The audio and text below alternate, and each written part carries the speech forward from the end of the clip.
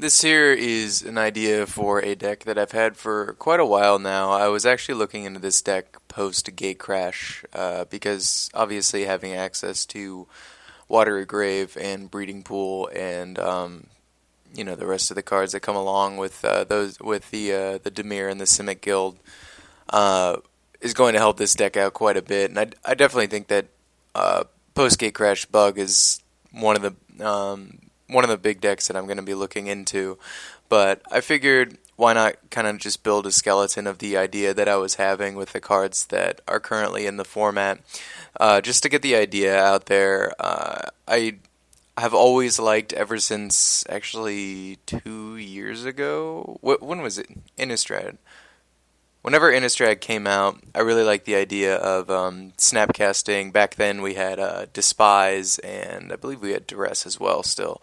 But snapcasting the one mana kind of Thoughtseize effects has always interested me, and so I kind of wanted to. I figured since the dominating cards in the format right now are Restoration Angel, Thragtusk, Sphinx's Revelation.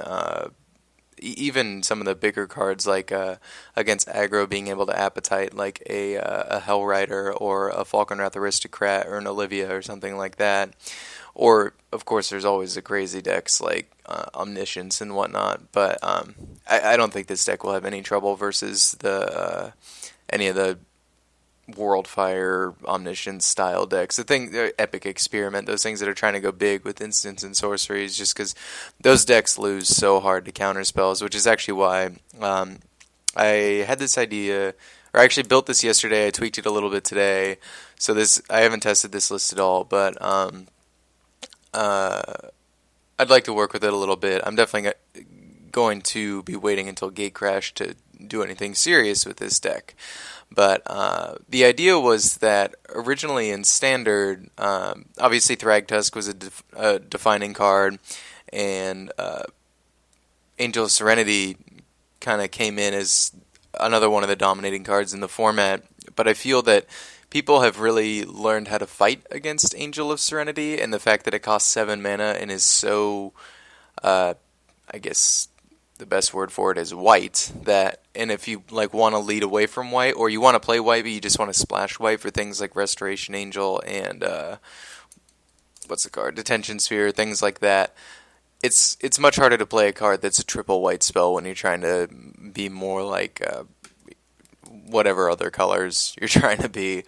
So I also feel that people really learned how to attack the graveyard by using things like, I've seen people main decking Ground Seal, which is very good against the Angel of Serenity, since she obviously can't target anything in the graveyard, and that's one of the things that makes her so great. If she didn't have that clause, being able to target your own things in the graveyard, she would not be nearly as good. So having the main deck Ground Seal and those Bant decks, I actually read the Patrick Chapin article on Star City today, and he was main decking one, and he said he didn't know whether or not it was the right idea, but, people are doing it, so, But after Angel of Serenity, people kind of realized that Craterhoof was good. Who would have thought?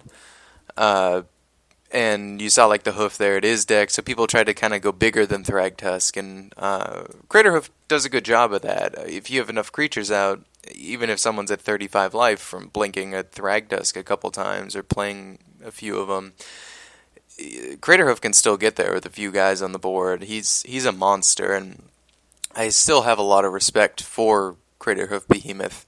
I also really like that if you Cavern of Souls naming Beast for your Thragtusk, which is a very good idea in this metagame, you can also use that cavern for your Craterhoof Behemoth, because they are both a beast. The same goes for Restoration Angel and Angel of Serenity, being able to drop your Cavern naming Angel for the Restoration Angel, and then later on being able to drop your Fatty 7, your 7 drop, naming Angel with the Cavern still. It makes Cavern very, very good. Even post Gate Crash, I'm going to be looking, once it's all spoiled, I'm going to be looking up by creature type, and I'm going to be looking up Beast and Angel, because if we can be caverning in more awesome beasts and angels along with the Angel of Serenity, Thragtusk, Craterhoof Behemoth, and Restoration Angel, the 2 beasts and the 2 angels, then, that would even add to how good Cavern is together with those cards in a deck. So that was kind of the theory behind the deck, with Appetite for Brains taking out some of the really big things that people are trying to do, and I feel like Duress does a good job of kind of partnering up with the Appetite, dealing with things that aren't converted mana cost four or more. The Exile is also very relevant with Appetite for cards like Angel of Serenity and Unburial Rites.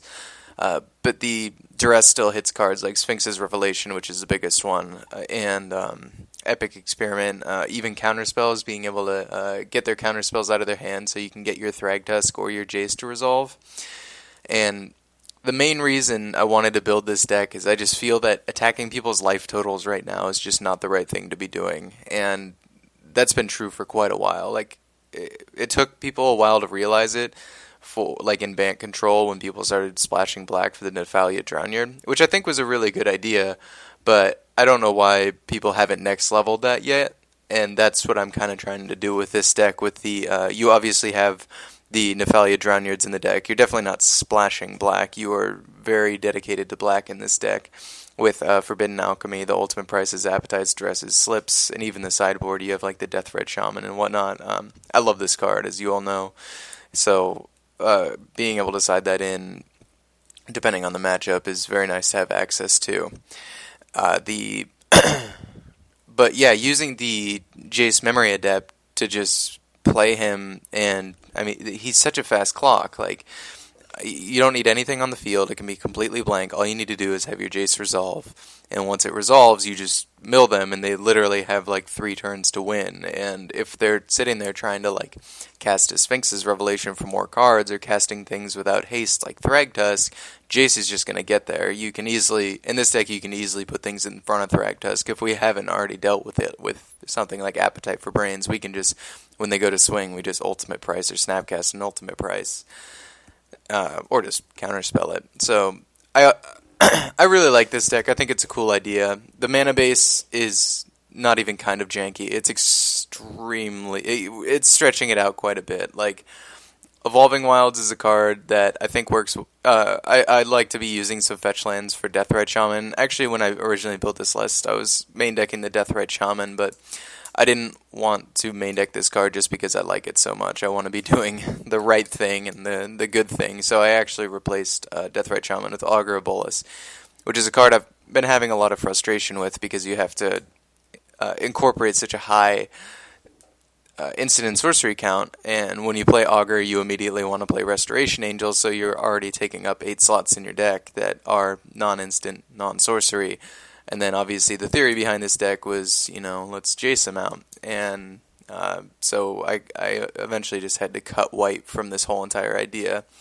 I had another list that I'll show you really quick, but I was doing this for fun. I was putting a bunch of one-ofs together, so this is going to look crazy because there's so many one-ofs. But you can see I tried to splash white with Oblivion Ring and Detention Sphere, and obviously Sphinx's Revelation is nice to have access to.